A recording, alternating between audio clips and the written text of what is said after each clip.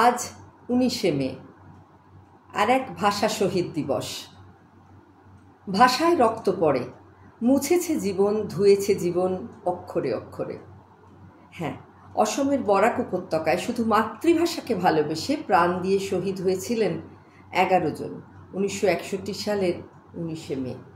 বাংলা ভাষার অধিকার প্রতিষ্ঠার জন্য আন্দোলনরত এই 11 জন ভাষা শহীদকে শিলচর রেলওয়ে স্টেশনে গুলি করে হত্যা করা হয়েছিল। আজ তাঁদেরই স্মরণেই এই ভিডিও, কারণ আমিও একজন অক্ষর শ্রমিক, আমার মাতৃভাষা বাংলা। আর আজকে সেই অসমের আর এক ভূমিপুত্র শ্রী লক্ষ্মীনাথ বেজবড়ুয়াকে নিয়ে কিছু কথা বলবো, যিনি সাহিত্যরথী উপাধিতে ভূষিত হয়েছিলেন। আমরণ নিজের মাতৃভাষা অসমীয় ভাষার জন্য লড়াই চালিয়ে গেছিলেন। তিনি ছিলেন আমাদের বাংলা জোড়াসাঁকো ঠাকুরবাড়ির কন্যা স্বনামধন্যা প্রজ্ঞা সুন্দরী দেবীর স্বামী। প্রাদেশিক বিবাহ হয়েছিল তাদের, একজন বাঙালি, একজন অসমিয়া, কিন্তু উভয়ই আমৃত্যু দুই ভাষার প্রতি যথেষ্ট শ্রদ্ধাশীল ছিলেন। অসমের নগাঁও ঘেঁষা আহতকুড়ি, ভারতবর্ষে তখন ব্রিটিশ সাম্রাজ্যের অধীন। পরম বৈষ্ণব দীননাথ বেজবড়ুয়ার পুত্র ছিলেন এই লক্ষ্মীনাথ বেজবড়ুয়া। আজীবন আয়ুর্বেদের কবিরাজ, রাজবৈদ্য তাঁর এই বাবা অসমের রাজার দেয়া উপাধি বেজবড়ুয়ায় ভূষিত হন।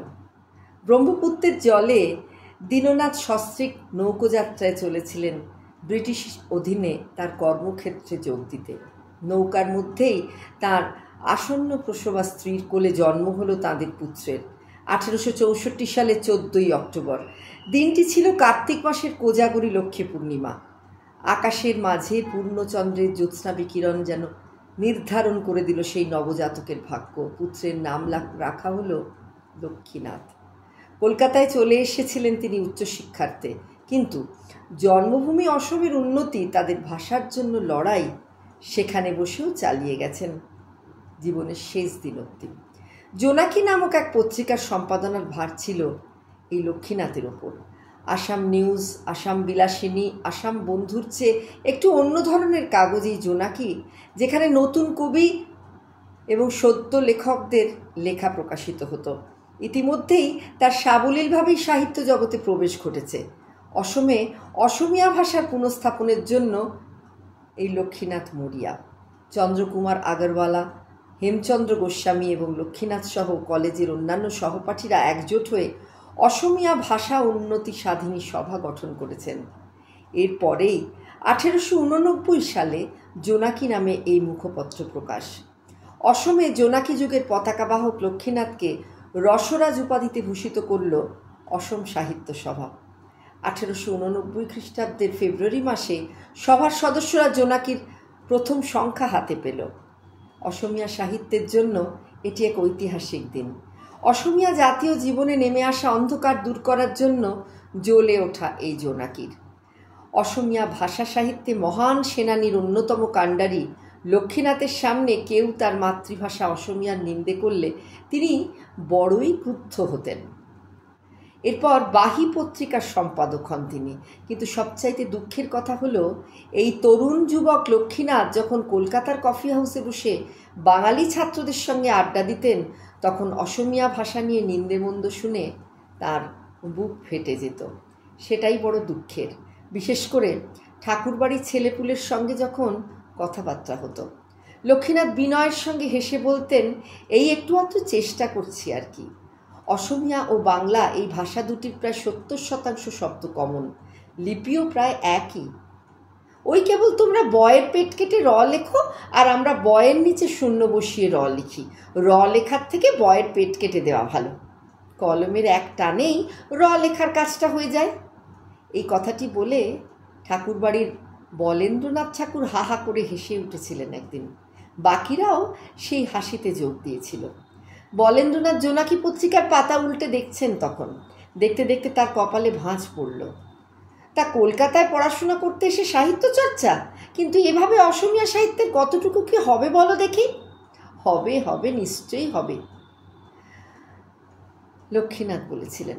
আর সুধীন্দ্রনাথ ঠাকুরও উপস্থিত ছিলেন সেই সভায়। তিনি বললেন, কলকাতায় থেকেও যে ওরা ওদের মাতৃভাষার সেবা করছে, এটাই বা কি কম কথা? তুমি যাই বলো, ওদের এই উদ্যমকে প্রশংসা করতেই হয়। কিন্তু লক্ষ্মীনাথ, তোমার দৃষ্টিভঙ্গিটা কি বলো তো? দিনের দিন এভাবেই লক্ষ্মীনাথ কি বলবে বুঝতে না পেরে একটু যেন বেকায়দায় পড়লেন। কলকাতায় বসে অসমীয়া ভাষার চর্চা করাটাও যেন মহা অপরাধের। কিন্তু সে যাত্রায় সুধীন্দ্রনাথ তাদের ঠাকুরবাড়ি থেকে প্রকাশিত ভারতী পত্রিকায় বাংলায় লেখা গল্প প্রবন্ধ এসব চেয়ে সে যাত্রায় পরিস্থিতি কিছুটা লঘু করে দিয়েছিলেন।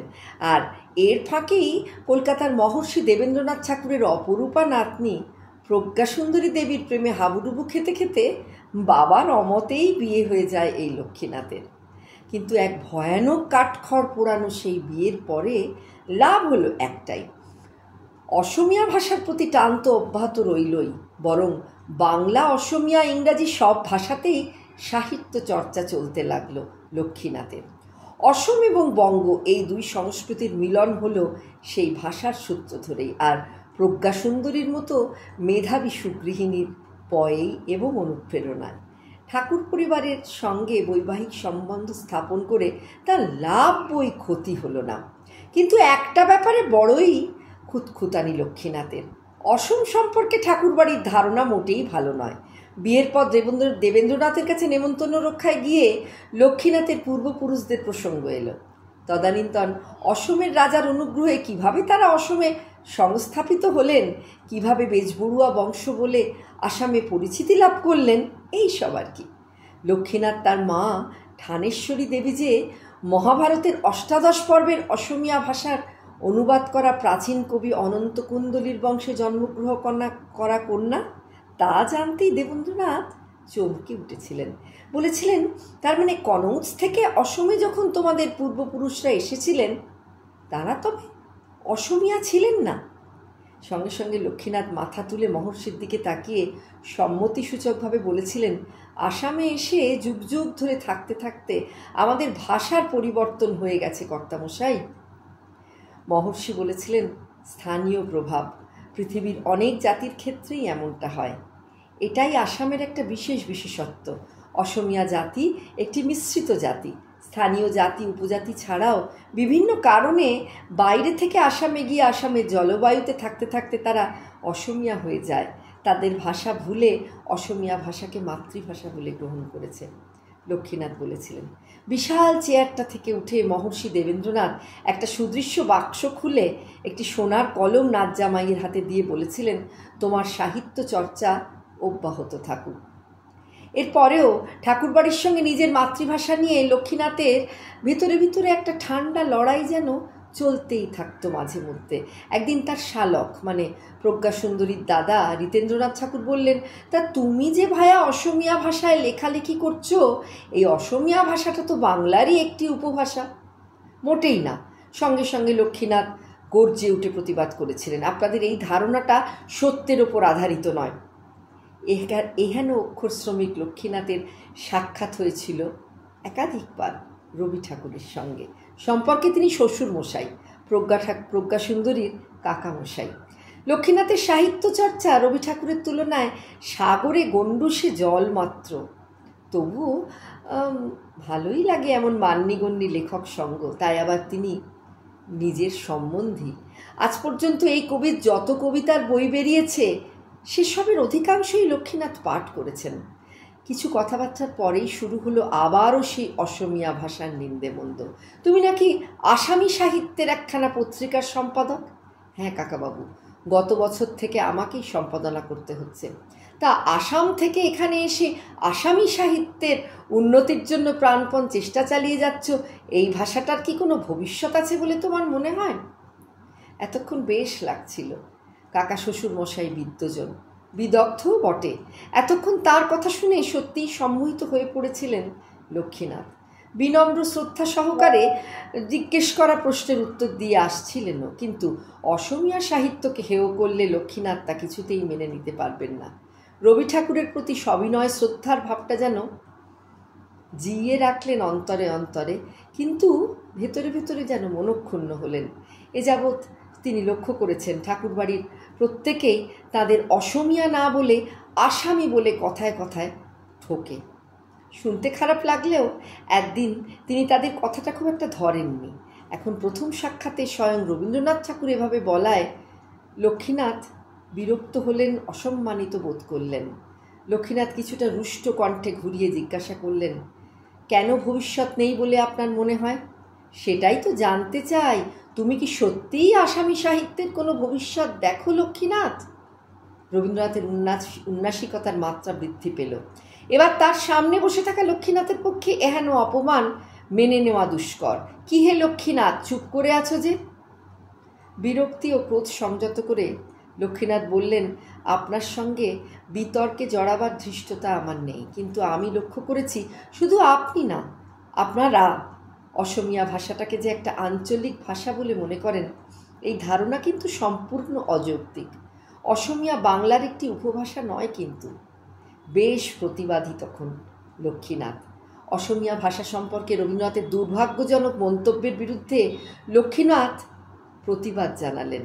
তার 1 মাস পরে ঠাকুরবাড়ি থেকে প্রকাশিত নতুন ভারতী পত্রিকায় ভাষা বিচ্ছেদ শীর্ষক রবীন্দ্রনাথের প্রবন্ধটিতে রবীন্দ্রনাথ অসমীয়া ভাষাকে বাংলার উপভাষা বলেই ক্ষান্ত রইলেন না।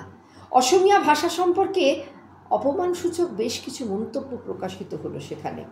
এই প্রবন্ধটির কথা লক্ষ্মীনাথ না জানলেও প্রজ্ঞাসুন্দরী কাগজটা এনে লক্ষ্মীনাথকে সেটি দেখাতেই তিনি আরও উত্তেজিত হয়ে পড়লেন। আর সবচাইতে বড় কথা হলো, প্রজ্ঞাসুন্দরীর আদেশে মাতৃভাষার স্বাভিমান রক্ষা করার জন্য রবি কাকার প্রবন্ধের বিরুদ্ধে ভারতীতে প্রতিবাদী প্রবন্ধ লিখে তার অন্যায় মন্তব্যের জবাব দিলেনও লক্ষ্মীনাথ। আর সেই লেখা ছাপা হলো, তবে কাটা ছেঁড়া হলো বিস্তর। এরপর মূল লেখাটি লক্ষ্মীনাথ পাঠিয়েছিলেন বিদ্যাবর্জ্য ছদ্মনামে, আর তা প্রকাশ পেয়েছিল পূর্ণ পত্রিকায়। তখন রবীন্দ্রনাথ কিছুটা আপসেট হলেও তা ছিল লক্ষ্মীনাথের কাছে জিতে যাওয়া, নিজের ভাষার সম্মানার্থে জিতে যাওয়া। আর প্রজ্ঞাসুন্দরী দেবী তখন আনন্দিত স্বামীর পুরুষ সিংহের এমন প্রকাশ দেখে। জীবনের প্রথম পুরুষ বাবা হেমেন্দ্রনাথের পরে স্বামীর চোখে মুখেও যেন তেমনই প্রকাশ। 3 দাদা জীবনের মধ্যম পুরুষ হলেও এমন দাপুটে নন তারা। এক কথায় সে উত্তম পুরুষ জীবনসঙ্গী লক্ষ্মীনাথ বেজবড়ুয়াকেই নির্বাচন করেছে। তবে তেমন ভেবে প্রজ্ঞাসুন্দরীর গর্বে বুক ফেটে গেল। আমার সদ্য প্রকাশিত উপন্যাস অথ প্রজ্ঞাসুন্দরী কথা থেকে কিছুটা পাঠ করলাম আজকের এই বরাক উপত্যকার সেই ভাষা শহীদদের যে মেরে ফেলা হয়েছিল, সেই ভাষা শহীদ 11 জন ভাষা শহীদদের স্মরণে 19শে মে উপলক্ষে সেই মাতৃভাষা, নিজের মাতৃদুগ্ধ, তা সে যে ভাষাই হোক, যার কাছে মাতৃভাষা নিজের মায়ের মতন, তেমনই একজন আমাদের লক্ষ্মীনাথ বেজবড়ুয়া। আমি একজন অক্ষর শ্রমিক হিসেবে সেইটুকু শ্রদ্ধা, সেইটুকু প্রণতি জানালাম তাকে এবং অসমের বরাক উপত্যকার সেই ভাষা শহীদদের। ভালো থাকবেন সবাই, নমস্কার।